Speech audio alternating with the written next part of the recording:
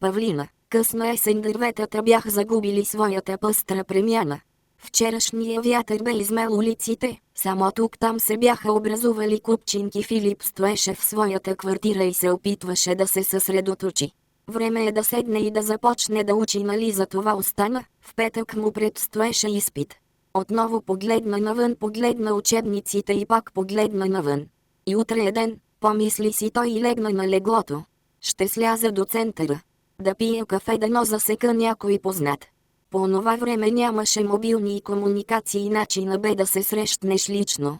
Облече си турския анцук, това бе върха на модата, скочи в фалшивите си маратонки. Угаси лампата и бързо побягна по стълбите.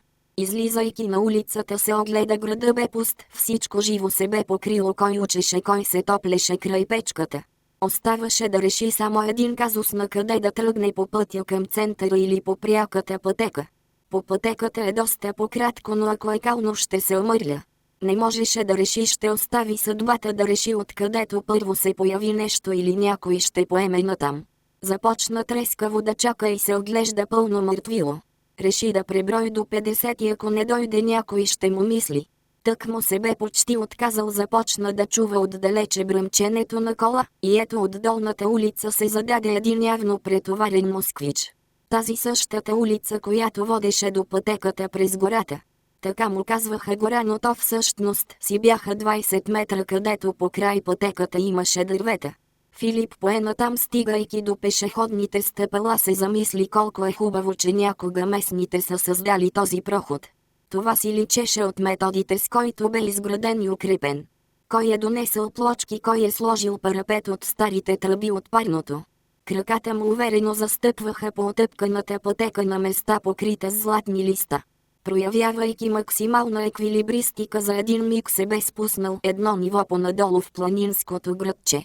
Пред него се бе разкрило малко площадче, обединяващо 5 улици на долния квартал. И тук бе пусто, но бе подходящо да се спре и да се поеме дъх. Целта бе на 5 минути по асфалта. Огледа се странно, прозореца на негова колежка светеше. Това роди нова идея. Ще проверя тя или съквартирантката е вътре. Плахо престъпи и натисна звънеца. Той знаеше, че ако са вкъщи ще отворят те, не хазайката. Дори и през вратата се чу мелодичния звън. Тишина. Филип зачака. Ще повторя, помисли си той и отново разбуди звънеца. Най-после чу се тропот на крачета. Момент, сега идвам.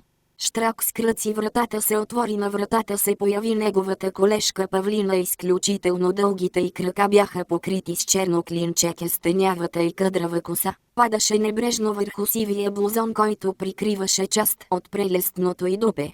Добре дошъл, влизай. Аз съм тръгнал да пия кафе и реших да те викам и теб. Ако нямаш уговорка с друг, влез, ще го пием тук.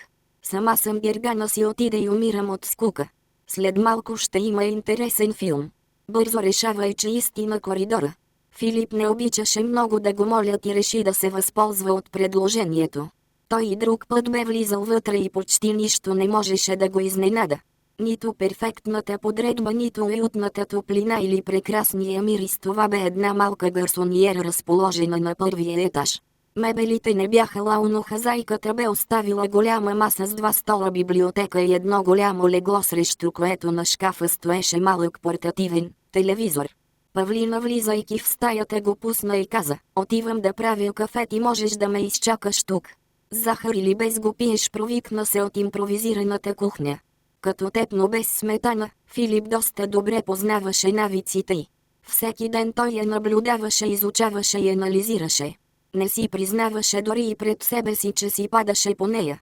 Не след дълго Павлина внесе 2 чаши с ароматно кафе, постави ги на масата и приближи стола си максимално до госта си. Седна, скръствайки си краката, и отпи от кафето.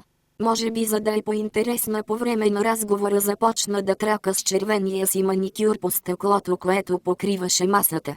После хвана крака на Филип и извика хей, като че ли искаше да го събуди. Офис, пъшка домакинята, това време ме потиска, хайде ела на леглото, оттам се гледа телевизия най-добре. Как на леглото, нали бе ученче, да седнеш на леглото е неприлично.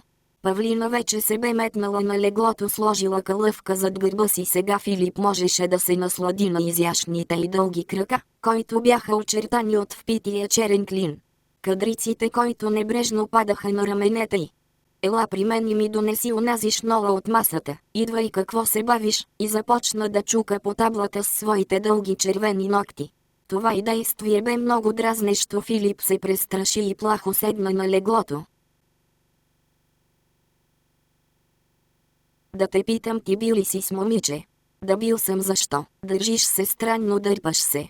Разкажи ми, защо, попиташ, учуди се госта. Интересно ми е как вие мъжете възприемате първия път.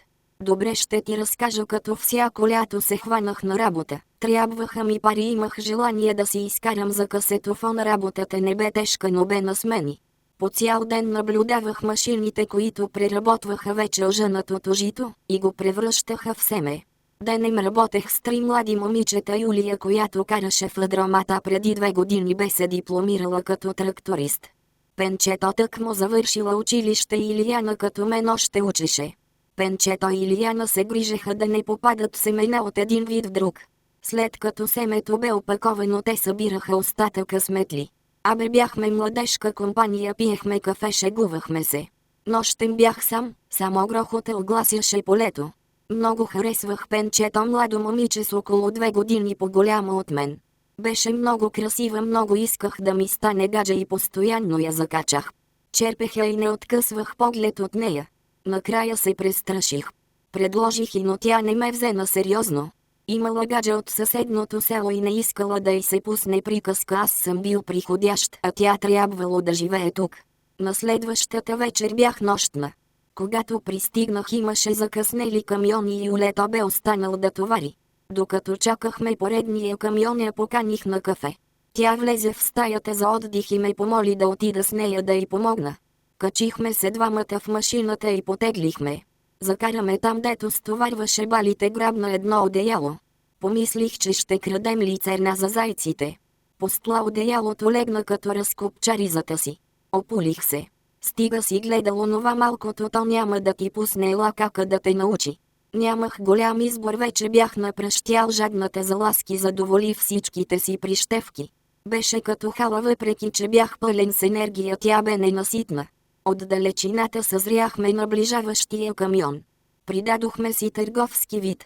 Качихме се отново на трактора и отидохме да товарим. Предупреди ме да не си посмял да кажеш на някой какво се случи тази вечер. Моят е много ревнив и може да пострадаш, даже не знаех, че си има мъж. Та това е моята история, каза плахо Филип, даже очакваше да му се смеят. Като си бил с истинска жена, защо се държиш така? Как да се държа искаш? Да ти се нахвърляли? Ами ако ти направя нещо лошо? И Филип се наведе и нежно целуна врата ти. По цялото тяло на Павлина премина импулс.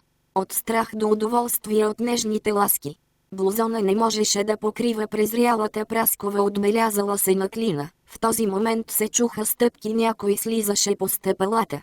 Филип грабна близкото одеяло, хвърли го върху Павлина и той се мушна под него. Тя се усмихна и двамата затаиха дъх, за да разберат какво става. Стъпките приближаваха. После се разбра, че стъпките излязоха навън. Госта това и чакаше, грабна я с силните си ръце и се зае с довършването на започнатото. От това му действие тя не можеше да контролира тялото си, импулси на удоволствие управляваха мускулите и тихи стенания се чуваха от удоволствие. Голите тела се бореха под завивката. Отново шум от входната врата. Продължава и не спира, и ходили са до магазина. Наближаваше онзи кулминационен момент. Той бе готов да вкара своя термометър в нея, когато вратата на стаята се отвори. С пълна чанта връхлетяха зайката. Аз да видя защо свети. Да не би да сте забравили лампата. Тока пари струва. Не сме я забравили. Какво сте легнали с кокошките, няма 8 часа да вземете да станете и да се раздвижите. Как да се раздвижат, като бяха голи под завивките, завити до рамената? Едвам сдържайки телата си. Малко съм настинала, започна да се оправдава Павлина. А пати виж се кръв си, як да вземеш да я разтриеш, кого бех млада, само така се лекувах. Аз да вървя, че дедото ме чека. И пак извинявайте, казаха зайката и тръщна вратата. Край.